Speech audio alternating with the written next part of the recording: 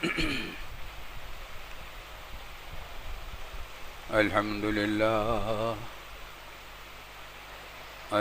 لله نحمده ونستعينه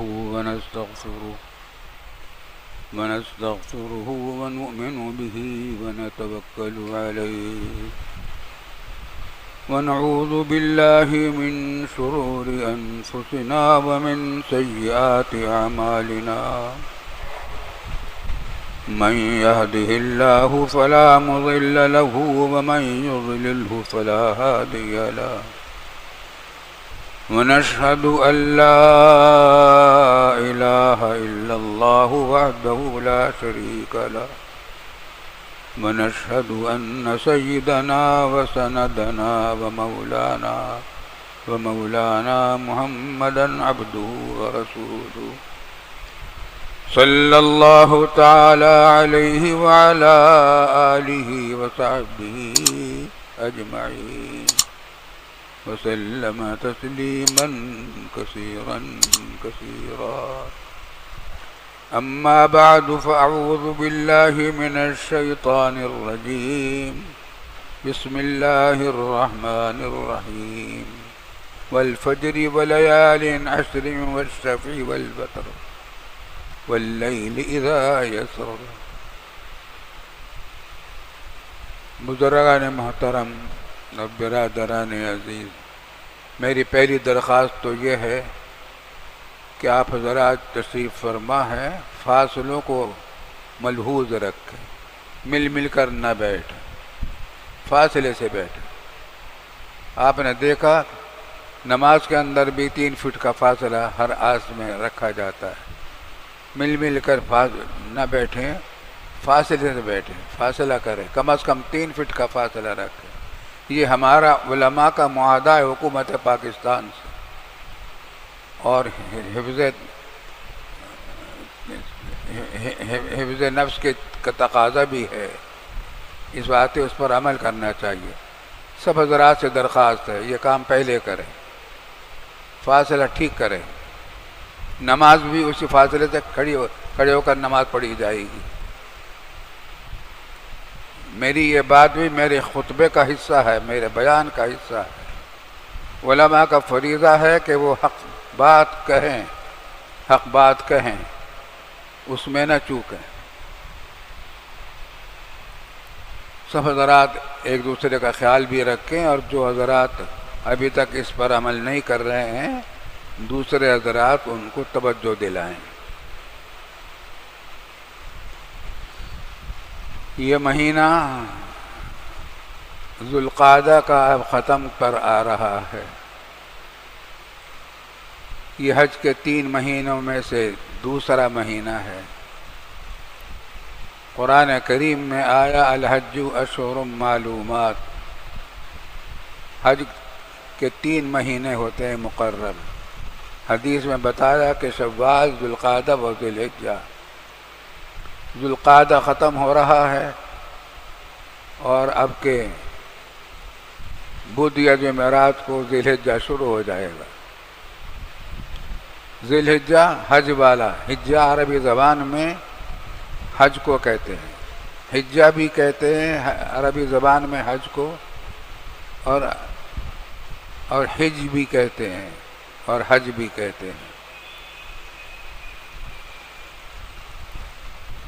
حج اسلام کے 5 ارکان میں سے ایک بڑا رکن ہے، اور یہ ایسے موسم میں آ رہا ہے کہ اس میں بہت محدود اجتماع ہوگا، لیکن ہوگا الحمد انشاءاللہ.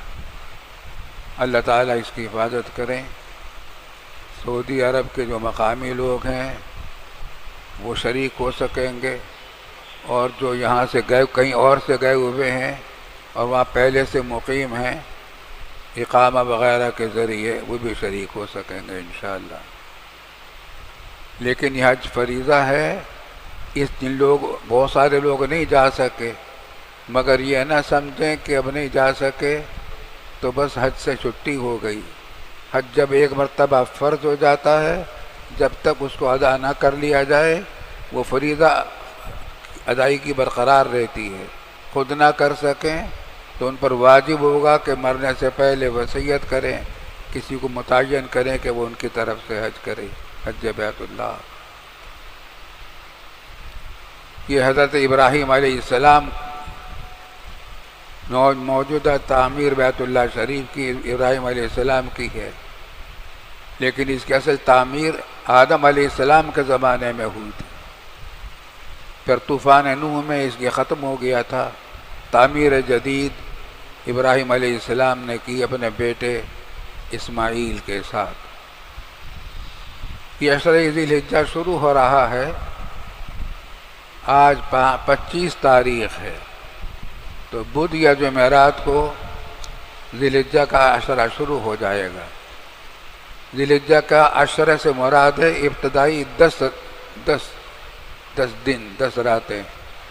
قرآن نے قسم کھائی، والفجر ولیال عشر والشفع والوتر، قسم ہے فجر کی، صبح کی فجر کی۔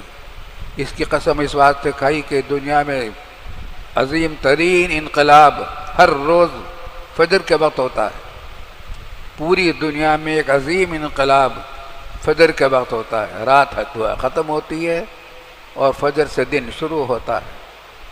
اس بات سے قسم کھائی اللہ تعالیٰ نے اپنی قدرت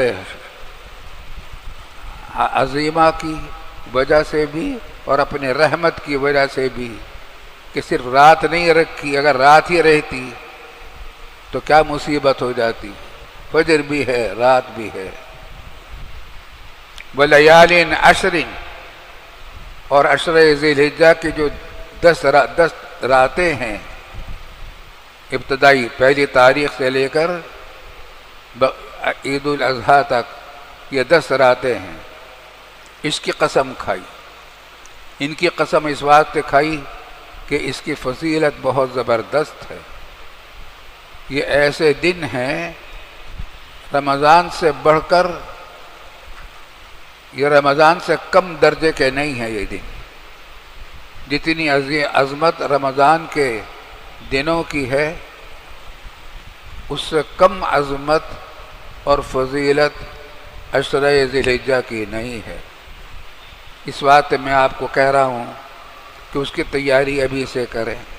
حدیث میں فرمایا رسول اللہ صلی اللہ علیہ وسلم نے کہ عشرہ ذی الحجہ سے بہتر کوئی اور زمانہ عبادت کا نہیں ہے، ان رمضان بھی اس سے بہتر نہیں ہے، برابر تو ہے لیکن بہتر نہیں ہے۔ اور فرمایا کہ عشرہ ذی الحجہ کے ایک دن کا روزہ سال بھر کے روزوں کے برابر ہے، ایک دن کا روزہ سال بھر کے روزوں کے برابر ہے، اور رات کو جاگنا شب قدر کی برابر ہے۔ شب قدر میں جس طرح جاگے جتنا ثواب اس میں ہے اتنا ہے، تو رات کو شب قدر کا ثواب ہے، دن میں ایک روزہ سال بھر کے روزوں کی برابر ہے۔ اس واسطے یہ ایک دن بڑا قیمتی ہے، بہت عظیم الشان ہے، اس کی تیاری ابھی سے کرنی چاہیے۔ اللہ تعالی ہم سب کو توفیق عطا فرمائے۔ جن حضرات کے ذمے پچھلے روزے فرض روزے باقی ہوں، ان کو میرا مشورہ یہ ہے کہ وہ عشرہ ذی الحجہ میں جب روزے رکھیں تو نفلی روزے کی نیت سے نہ کریں، بلکہ فوت شدہ رمضان کے روزوں کی نیت سے روزے رکھیں تاکہ ان کی قضا پوری ہو جائے، فریضہ ادا ہو جائے۔ اللہ تعالیٰ آسان کرے۔ اور عشرہ ذی الحجہ میں سے جو 9ویں تاریخ ہے عرفہ، اس دن کا روزے کی تو فضیلت اور زیادہ ہے۔ فرمایا کہ اس دن کا ایک روزہ سال بھر کے گناہوں کا بھی کفارہ ہے، اگلے سال پچھلے ایک سال کے گناہوں کا بھی کفارہ ہے، اگلے سال کے بھی گناہوں کا کفارہ ہے۔ 2 برسوں کے گناہوں کا کفارہ عرفہ کے روزے میں ہو جاتا ہے۔ اللہ تعالی ہم سب کو توفیق عطا فرمائے۔ اور یہی زمانہ حج کا ہوگا، حج کا بھی یہی زمانہ ہوتا ہے۔ ہم تو وہاں جا نہیں سکیں گے، لیکن اللہ تعالی ہمارے حاجی کو پہنچائیں گے۔ ان کے لیے دعا کرنی چاہیے، اللہ تعالیٰ ان کو آسانی کے ساتھ، عافیت کے ساتھ اس حج کے فریضے کی ادائیگی کی توفیق عطا فرمائے۔ اس عشرہ ذی الحجہ میں ایک کام جو کرنا ہے اور اس کی تیاری تو ابھی سے کرنی ہے، وہ قربانی ہے۔ قربانی اسلامی تاریخ کی عظیم عبادت ہے۔ جب سے انسان اس دنیا میں ہے اس وقت سے یہ قربانی بھی دنیا میں ہے۔ سب سے پہلی قربانی آدم علیہ السلام کے صاحبزادے حابیل اور قابیل نے دی تھی، اور حابیل نے مینڈھا قربان کیا تھا، اور قابیل نے کچھ زمینی پیداوار جمع کر کے اس کی قربانی دی تھی۔ اس زمانے میں قانون یہ تھا شریعت کا کہ قربانی جب کوئی کرتا تھا اور وہ قبول ہوتی تھی تو آسمان سے ایک بجلی آتی تھی، آگ آتی تھی، اس کو جلا دیتی تھی۔ یہ علامت ہوتی تھی اس بات کی کہ قربانی اللہ تعالیٰ نے قبول فرما لی ہے۔ چنانچہ یہی قانون چلتا رہا بعد میں امتوں میں بھی۔ تمام انبیاء کرام علیہ السلام کے امتوں میں یہی تھا کہ قربانی کا گوشت کھانے جائز نہیں تھا، بلکہ جانور کو ذبح کر کے کھلے میدان میں رکھ دیا جاتا تھا، آسمان سے بجلی آتی تھی اور اس کو جلا دیتی تھی۔ جلانا اس بات کی علامت ہوتی تھی کہ قربانی قبول ہو گئی، اور اگر آگ نے نہیں جلایا تو علامت ہوتی تھی کہ قربانی قبول نہیں ہوئی۔ چنانچہ حابیل نے مینڈے کی قربانی کی تھی، اس کو آ کر بجلی نے جلا دیا، آگ نے جلا دیا، اور قابیل کے قربانی کو آگ نے نہیں جلایا، اور قربانی قبول نہیں ہوئی اس کی۔ فَتَقَرَّبَا قُرْبَانًا فَتُقُبِّلَ مِنْ أَحَدِهِمَا وَلَمْ يُتَقَبَّلْ مِنَ الْآخَرِ۔ ایک کی قربانی اللہ تعالیٰ نے قبول کر لی، جو قرآن شریف کے میں واقعات ہے سورہ مائدہ میں۔ ایک صاحبزادے کی قربانی قبول کر لی، انہوں نے مینڈا قربان کیا تھا حابیل کی، قابیل کی قربانی قبول نہیں ہوئی۔ پھر آگے وہ واقعہ پیش آیا، لڑائی ہو گئی دونوں بھائیوں میں، اور پھر جنگ ہوئی، اور قابیل نے حابیل کو قتل کر دیا۔ قتل کا سلسلہ بھی اسی وقت سے چلا ہے۔ حدیث میں فرمایا کہ اب بھی دنیا میں اگر کوئی آدمی دوسرے کو ناحق قتل کرتا ہے تو اس کا گناہ قابیل کو بھی پہنچتا ہے، جو سب سے پہلا قاتل تھا۔ اس نے یہ طریقہ جاری کیا قتل کرنے کا، اس سے پہلے کوئی قتل نہیں ہوتا تھا۔ جب قتل کیا قابیل نے حابیل کو تو سوال پیدا ہوا کہ اس کا کیا کرے، اس لاشے کا دفن کرنے کا ابھی تک احکام نہیں آئے تھے، قبر کرنے کے بنا معلوم نہیں تھا۔ تو ایک کوا آیا، اس نے اپنی مردہ کوے کو زمین کھود کر اپنی چونچ سے اس کے اندر دفن کیا، تو اس سے سیکھا قابیل نے کہ یہ طریقہ ہے مردے کو دفن کرنے کا۔ شام میں وہ جگہ آج بھی موجود ہے جہاں یہ واقعہ پیش آیا تھا۔ تو یہ قربانی کا سلسلہ اس وقت سے چلا ہے، اور یہ قربانی ہر زمانے میں تمام انبیاء کرام علیہ السلام قربانی دیا کرتے تھے، اور ان کی قربانی قبول ہوتی تھی، آگ جلا دیتی تھی۔ پچھلی تمام امتوں میں ایک بات تو یہ تھی کہ قربانی کی جو قبول ہوتی تھی اس کو آگ جلاتی تھی، اور دوسری خصوصیت یہ تھی پچھلے زمانوں میں کہ غنیمت کا مال حلال نہیں تھا۔ جہاد میں اگر مال غنیمت ملے، دشمن کا مال ملے، تو اس کو استعمال کرنا جائز نہیں تھا، بلکہ کھلے میدان میں مال غنیمت رکھ دیا جاتا تھا اور اس کو آگ آ کر جلا دیتی تھی۔ یہ علامت ہوتی تھی کہ اللہ نے جہاد کو قبول کر لیا۔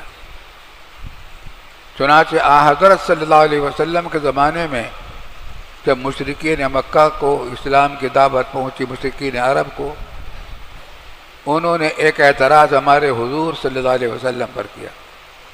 ہمارے حضور صلی اللہ علیہ وسلم جو رحمت للعالمین ہیں، رحمت بنا کر بھیجے گئے ہیں، ان کے لیے، ان کی امت کے لیے اللہ رب العالمین نے ایک خاص رعایت یہ رکھی کہ قربانی کو ذبح کر کے اس کو آگ سے نہ جلایا جائے، بلکہ اس کا گوشت حلال کر دیا گیا۔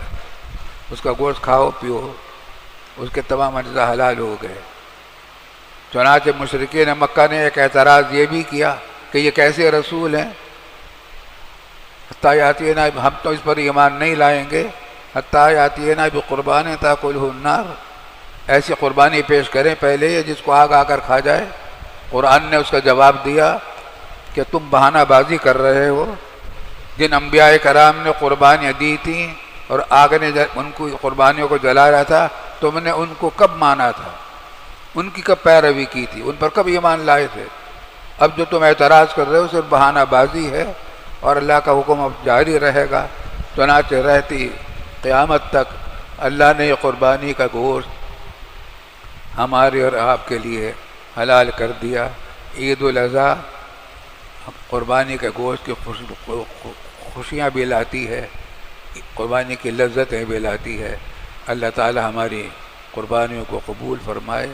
قربانی کے اور ذی الحجہ کے مسائل ایک چھوٹے سے کتابچے میں دارالعلوم کی طرف سے چھپا کرتے ہیں، چھپ گئے ہوں گے اور وہ نقل تقسیم ہوتے ہیں، ان کا مطالعہ کرنا چاہیے۔ قربانی ہر اس شخص پر، ہر عاقل بالغ مقیم پر واجب ہے۔ عاقل بالغ مسلم اور مقیم، مجنون غیر نابالغ پر قربانی واجب نہیں۔ مجنون پر، دماغی طور پر جو معذور ہے اس پر بھی قربانی واجب نہیں، اور جو مسافر ہے اور مقیم نہیں ہے اس پر بھی قربانی واجب نہیں، اور پیسہ اس کے پاس اتنا ہو جس سے کہ وہ قربانی، یعنی نصاب زکوٰۃ جس سے بن جاتا ہے 52.5 تولہ چاندی، یا اس کی قیمت کے برابر جس کی ملکیت میں ایسا مال ہو جو ضرورت سے زائد ہے، اس پر قربانی واجب ہوگی۔ اللہ تعالی ہم سب کو ان قربانیوں کو بھی ادا کرنے کی توفیق عطا فرمائے اور سب کاموں کو آسان فرما دے۔ فآخر دعوانا ان الحمد للہ۔